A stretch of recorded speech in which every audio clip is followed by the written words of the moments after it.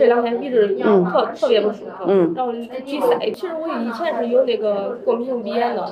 鼻塞2天是吧？这次鼻塞3、4天前啥原因引起来的？我也不知道。然后有流涕吗？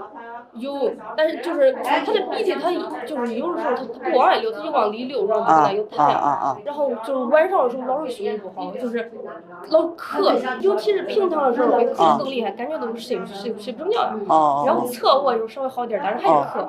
有头疼吗？头稍微有一点疼，然后前天头有点疼，眼有点疼，然后今天是头不老疼，然后眼上还是有点不舒服，然后有点耳鸣。过敏鼻炎有多少年了？感觉得有个2、3年、3、4年了。打喷嚏流清水鼻涕是吧？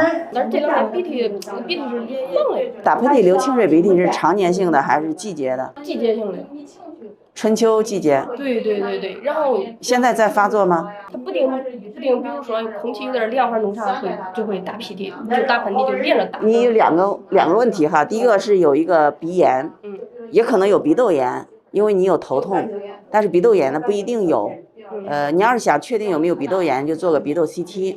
你要是不想做了，就按照鼻炎先来治疗。然后你这个咳嗽跟鼻涕倒流都是跟鼻炎有关系，你这个鼻涕呢往后面流到嗓子里面去，尤其是卧位咳嗽，所以说你的病根还是在这个鼻子这一块。我给你开点药，然后治疗你这个鼻炎。第一是一个吃的颗粒剂，然后还有一个滴鼻子的药，2种药。